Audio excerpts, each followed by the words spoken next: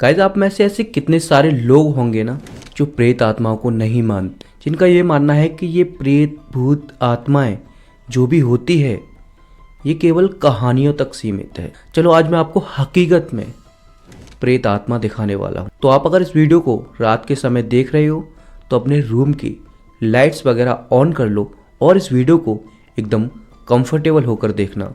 दरअसल दोस्तों होता क्या है कि इससे पहले जो मैंने वीडियो अपलोड किया था उस वीडियो को शूट करते दौरान जब वो वीडियो मैं शूट कर रहा था तो जो तकरीबन समय था वो रात के 11 से 12 बजे के आसपास का था। दरअसल जब मैं कोई वीडियो वगैरह शूट करता हूँ हॉरर या फिर क्राइम वाली तो मैं कोई समय नहीं देखता और मैं सीधा वीडियो बनाने लग जाता हूँ। तो मेरा रात को 11 बजे करीब मूड हुआ और मैं वीडियो बनाने बैठ गया।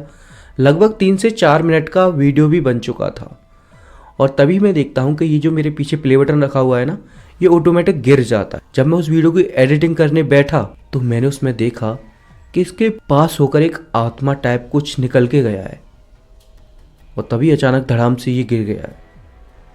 अभी मुझे पता है आप लोग मेरी इस बात पर बिलीव नहीं करोगे, तो उस वीडियो का मैं आपको इस वीडियो के अंदर थोड़ा सा क्लिप दिखाऊंगा और आप लोगों की उसके ऊपर क्या राय रहेगी।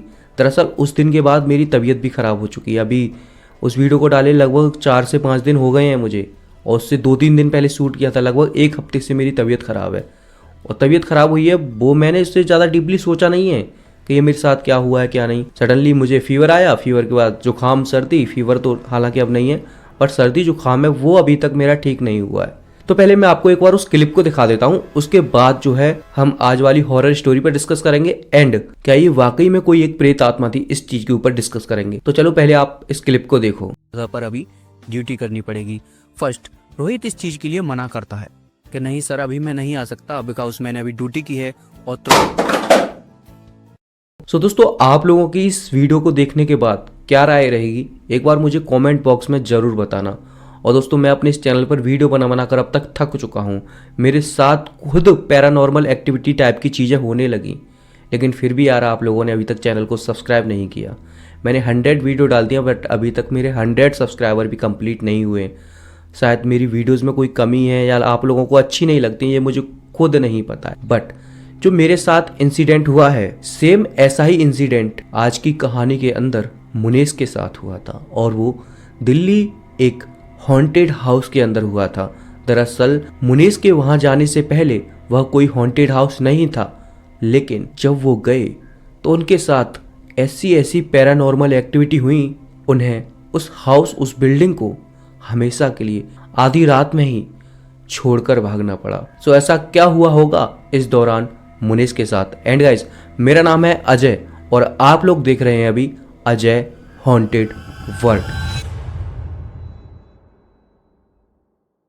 सो दोस्तों मुनेश की ये जो कहानी की शुरुआत होती है बेसिकली ये होती है गुजरात से।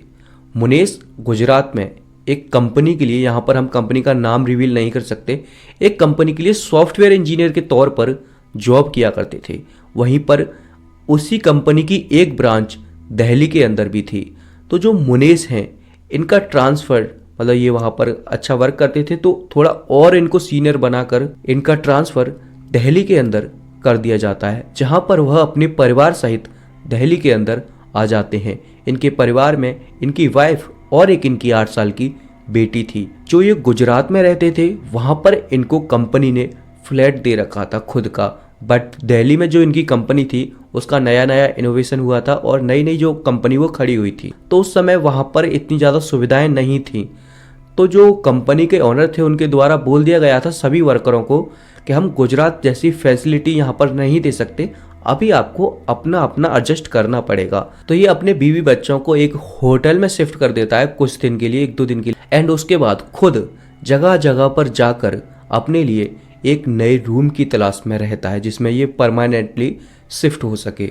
अभी इधर उधर तलाश करते हुए इसे पूरा दिन निकल जाता है, लेकिन इसे इसके हिसाब का कहीं कोई भी रूम नहीं मिलता है। मुनेश हार कर निराश होकर अपने होटल में वापस आने ही वाला था अपने बीवी बच्चों के पास, तभी अचानक इसे एक आदमी दिखता है और वह आदमी मुनेश को आकर बोलता है कि भाई साहब मैं आपको काफ़ी समय से नोटिस कर रहा हूँ, आप कुछ परेशान से लग रहे हैं। तो जो मुनेश था वो बोलता है कि हाँ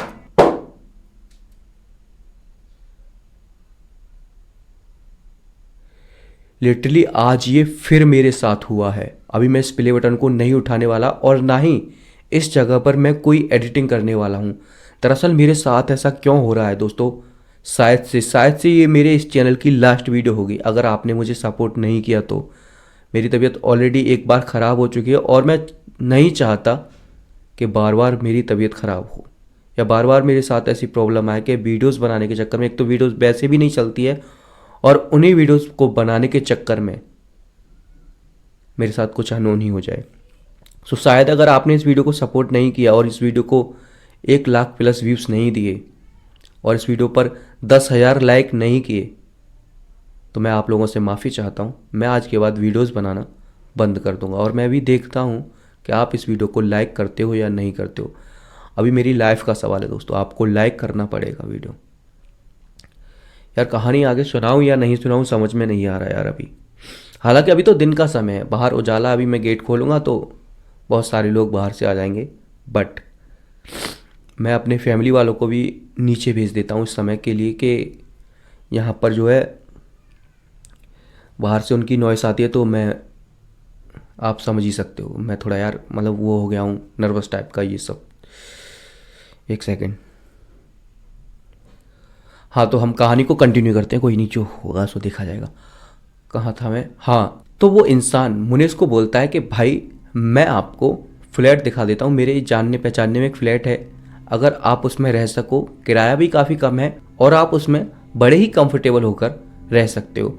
तो जो मुनीष था वो बोल देता दिखाओ। एक्चुअल में जाता है मुनीष, वो देखता है कि वो काफ़ी बड़ा फ्लैट था लेकिन जो उसमें और भी रूम्स वगैरह थे वो किसी ने नहीं ले रखे थे, पूरे फ्लोर के फ्लोर जैसे फ्लैट में जाते हैं वो किसी ने नहीं ले रखा था।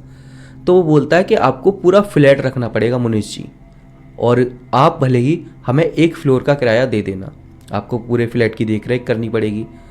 तो मुनीष सोचता है इससे ज़्यादा खुशी की क्या बात रहेगी, मुझे पूरा फ्लैट मिल रहा है अभी 1 फ्लोर के दामों में। तो जो मुनीष था वो सीधा की लेकर और अपना एडवांस देकर आ जाता है और अपने बीवी बच्चों को हॉस्टल से लेकर उस फ्लैट के अंदर आ जाता है। एंड अभी इसको 2 से 3 दिन उस हॉस्टल में से बीतते जाते हैं। ड्यूटी जाता है, रात को आ जाता है, सो जाता है, सुबह ड्यूटी जाता है अपने बीवी बच्चों के साथ उस हॉस्टल में। फर्स्ट वीक एकदम इसका मस्ती से बीत जाता है। अभी इसकी कंपनी का नियम था कि जो शिफ्ट होती है ना इनकी, डे शिफ्ट जैसे ड्यूटी होती है 8 घंटे की, कि अब रात में होगी दिन में होगी, वो वीक बाय वीक चेंज होती जाती थी।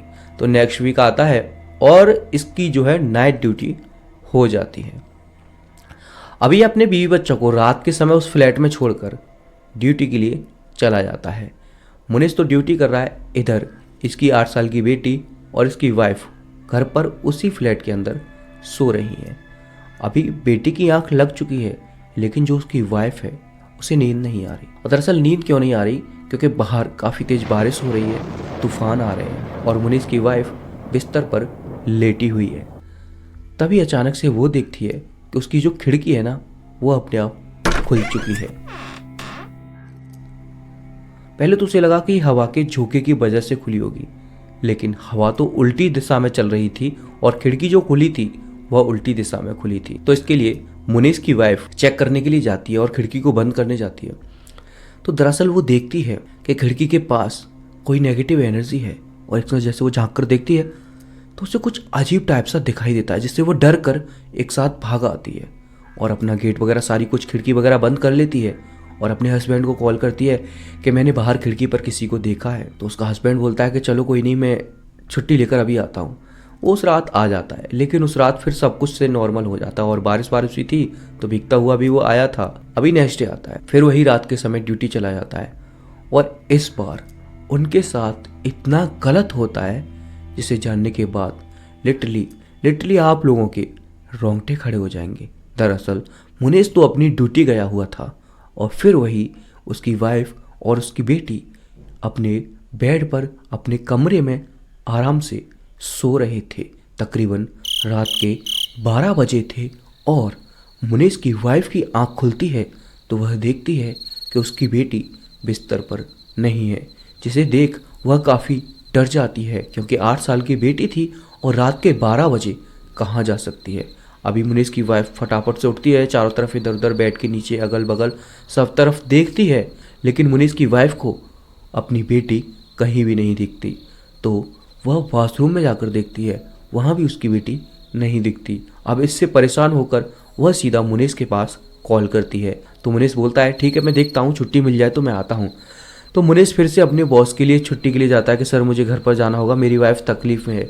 तो उसका बॉस बोलता है यार आप नए नए तो आए हो और आपका क्या ये रोज़ रोज़ का ड्रामा हो गया जाना जाना। तो मुनीस बोलता है कि चलो ठीक है मैं देखता हूँ, एडजस्ट करता हूँ। तो वो अपनी वाइफ को मना कर देता है कि देखो यार आप कहीं देखो, वहीं कहीं होगी बेटी यार, थोड़ा बॉस आने नहीं दे रहा है। अभी वो चारों तरफ देखती है लेकिन उसकी बेटी कहीं नहीं दिखती।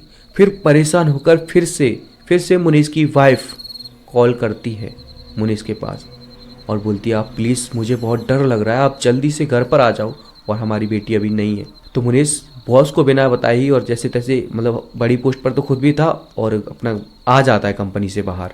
तो बाहर आकर सीधा वो घर पे आता है तो देखता है कि उनकी बेटी कहीं भी नहीं है। अभी वो सारे में देख लेते हैं कि इधर हो उधर हो उधर हो, लेकिन उन्हें उनकी बेटी कहीं भी नहीं दिखती। अभी वो देखते हैं उस फ्लैट के अंदर एक बेसमेंट टाइप का बना हुआ। तो मुनीस उस बेसमेंट पर एक ऐसे मतलब शटर टाइप का लगा हुआ था, तो उसे हटाता है और देखता है कि वहाँ पर उसकी बेटी बेहोशी की हालत में पड़ी हुई है।